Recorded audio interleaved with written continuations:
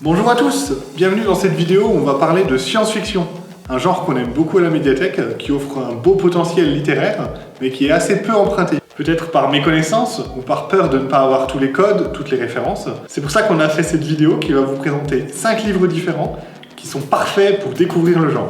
En 5e position, La Patrouille du Temps, une saga de Poul Anderson. On est ici dans le genre du voyage dans le temps et on flirte même avec le concept de l'Uchronie. C'est-à-dire qu'il pourrait exister des réalités différentes de celles qu'on connaît si des événements historiques majeurs ne s'étaient pas déroulés comme ils se sont déroulés. Dans l'univers de cette saga, les hommes du futur ont développé le concept du voyage dans le temps et ils s'en servent pour contrôler le bon déroulement de l'histoire. On va suivre les aventures de Mans Evrard, le personnage principal, qui est un des patrouilleurs du temps et qui va donc voyager dans différentes époques pour contrôler le bon déroulement des événements historiques. Il va intervenir dans le passé pour empêcher l'histoire de dévier de son cours normal. Voilà pour le concept de science-fiction.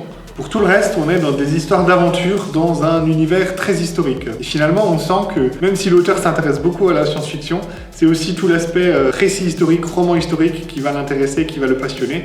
Et c'est donc un bon moyen de découvrir des thèmes de science-fiction quand on aime bien l'histoire. Je vous présente particulièrement le tome 2 de cette saga. On peut commencer par le tome 2. Le tome 1 pose vraiment les bases de l'univers, mais dans le tome 2, c'est 2 romans indépendants.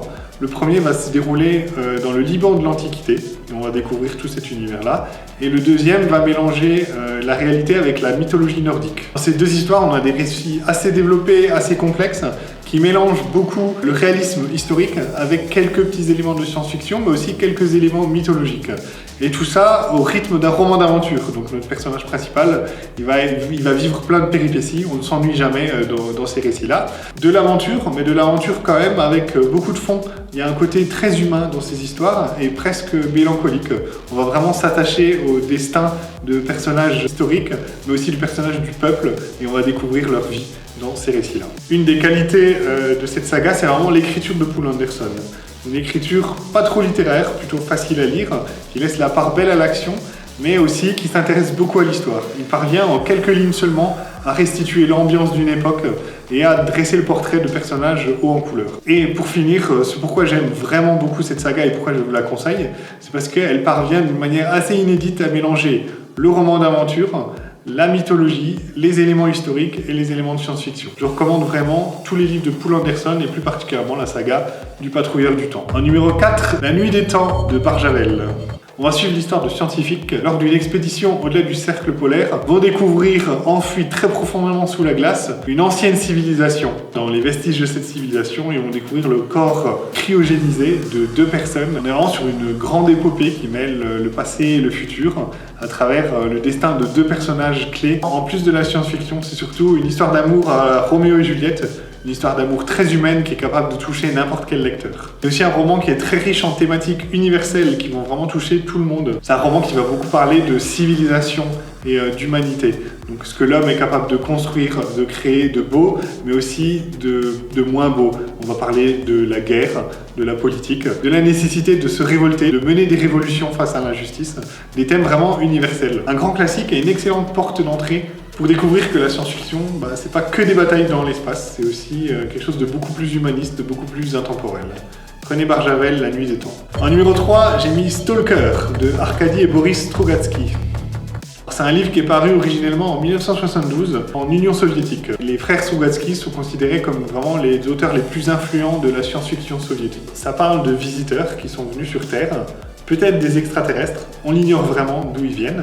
Et donc ces visiteurs, ils ont occupé une zone du globe et ils ont laissé sur place quelques objets avant de repartir tout aussi mystérieusement qu'ils sont venus. Donc ces objets, ils sont incompréhensibles à l'humanité. C'est des objets dangereux, mais il y a des objets aussi dotés de propriétés mystérieuses et des objets qui sont très recherchés par les scientifiques, mais aussi par tous les gens les plus riches de la planète. Comme la zone où les objets sont est extrêmement dangereuse et encore livrée à l'inconnu, très peu de gens osent se risquer dans cette zone, c'est d'ailleurs interdit. Seulement les individus appelés les stalkers, qui se rendent dans cette zone à la quête de ces objets-là. Et donc on va suivre l'histoire d'un de ces stalkers dans cette zone interdite. C'est d'abord un roman d'aventure, un roman qui parle d'exploration de territoires inconnus, des territoires avec des pièges, avec des dangers, et c'est vraiment cette quête de l'inconnu dans ce territoire qui va tendre toute l'histoire.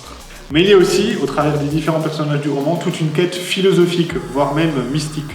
Le roman évoque notre rapport à l'autre, mais aussi notre rapport à l'inconnu dans l'univers. C'est un roman vertigineux qui remet l'homme et sa petite civilisation à sa juste place dans l'univers infini. Enfin, comme souvent dans la science-fiction, il y a un fond politique. Ici, on peut voir notamment une critique du capitalisme, avec notamment la description d'une économie illégale qui subsiste dans un monde au bord de l'apocalypse. Pour finir, ce roman est notamment extrêmement intéressant parce qu'il préfigure l'accident de Tchernobyl et sa zone interdite d'accès. Ce livre a d'ailleurs eu un tel impact dans la littérature du XXe siècle que lorsque l'accident de Tchernobyl est arrivé, on a surnommé les stalkers ces personnes qui étaient chargées d'étouffer le réacteur. En deuxième position, je mets L'homme qui mit fin à l'histoire de Ken Liu.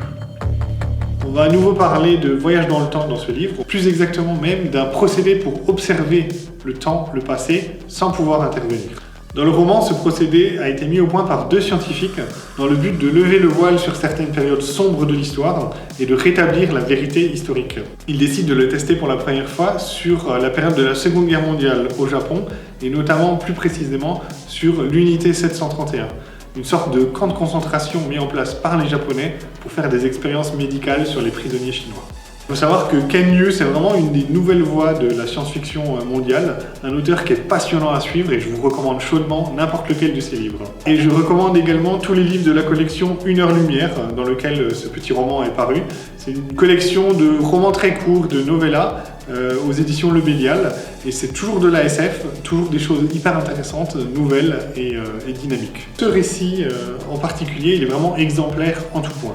Déjà, la manière dont est traité le procédé de voyage dans le temps, ou plutôt d'observation du temps, c'est vraiment crédible. Il y a des arguments presque scientifiques qui sont avancés, et on est plongé dans l'histoire, on y croit immédiatement. Et surtout, ça prend une portée vraiment passionnante parce que ça interroge notre rapport à l'histoire et à la mémoire. Et notamment la réalité historique aussi. Le rapport entre devoir de mémoire, travail de l'historien et puis réutilisation politique vraiment des événements historiques est au cœur de ce roman. Et c'est des thématiques passionnantes qui dépassent le cadre de la science-fiction et qui vont vous intéresser, j'en suis sûr. Dernier point intéressant, c'est vraiment l'histoire de l'unité 731. Un fait historique tragique, mais qui est encore peu connu. Le Japon vient à peine de reconnaître sa responsabilité dans cet événement de la Seconde Guerre mondiale.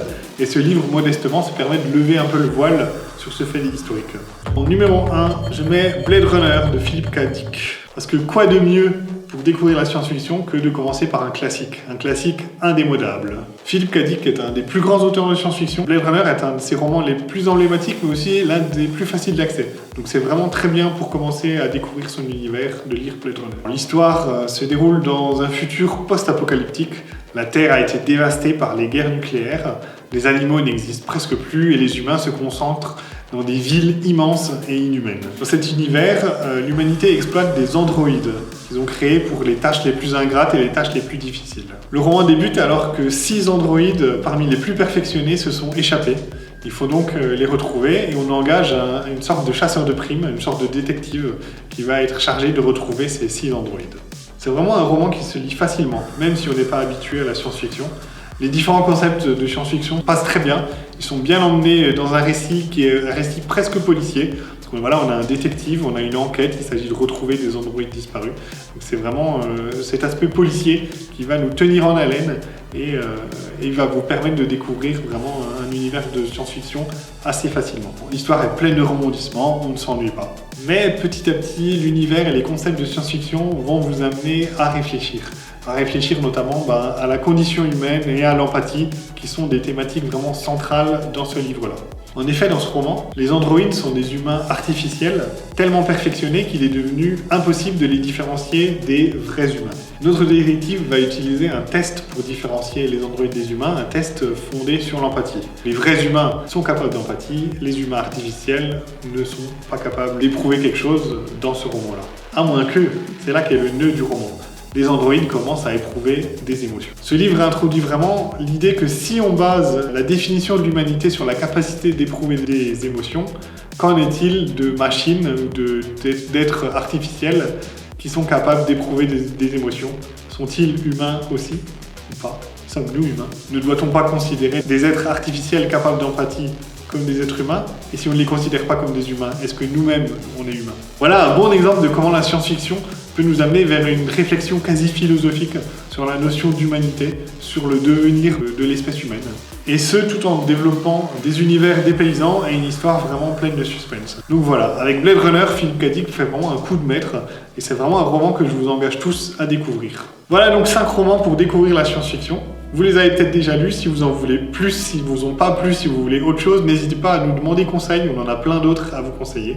Et surtout, voilà, à une époque où on parle d'intelligence artificielle, où les voitures électriques sont capables de se conduire toutes seules, vraiment, lisez de la science-fiction.